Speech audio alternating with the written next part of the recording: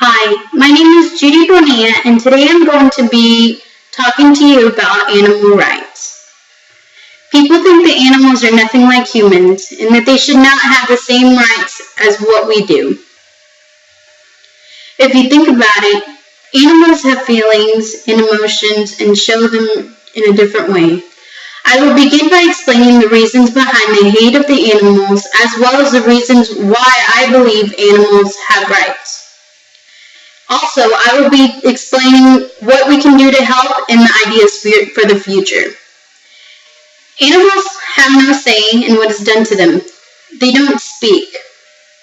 A recent Swiss vote to decide if abused pets and farm animals should be represented by attorneys had citizens rethinking the rules of responsibility between a man and beast. What owners of any type of animals need to understand is that it is unfair to treat animals with less respect and care just because they are pets. Animals don't expect their owners to neglect or abandon them or cause them harm. In the mid-20th century, the prevalence of keeping a pet increased, and this led to more support of humane societies and other organizations working for better conditions for animals. As the population increased, the amount of pet owners increased as well. The ASPCA and PETA have taken a stand to protect and care for animals as well as the fair being of animals.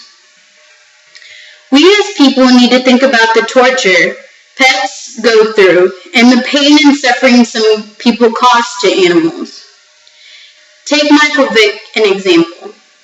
He used his animal privileges to expose his pit bull pets to a negative environment. He used his dogs to make a profit by having them suffer in a fight with another pit bull until death. He abused his animals by not caring for them and using them. His pit bulls were abused and hurt when all Michael Vick needed to do to avoid all of this exposure was not to own any animals at all. And that would have never been an issue with the torturing of the dogs. The abuse, neglect, hate, and mistreat can be avoided. All humans have to do in order to avoid harming animals is not to own any of their own. Stop animal testing, stop animal cruelty, stop the use of fur, and stop the abuse. These animals have no way of defending themselves. That's why we need to take a stand and defend them. We need to stop the use of lab animals for cosmetic and chemical testing use and try to use other resources to experiment on. We need to stop the abuse by not owning or just avoiding giving harm to an animal. You can help by donating money to an animal in need, but the biggest donation would be to not mistreat animals. That alone would be a way to stop many bad things from happening. In conclusion, PETA has focused its attention on the 4 areas in which the largest number of animals suffer. The most intensely for the longest period of time on factory farms, in the clothing trade, in laboratories, and in the entertainment industry. Not only can one be a part of an organization to protect animals, but you can just take more thought into the cruel use of animals and think of the pain and suffering they have to go through in order to get what other people want.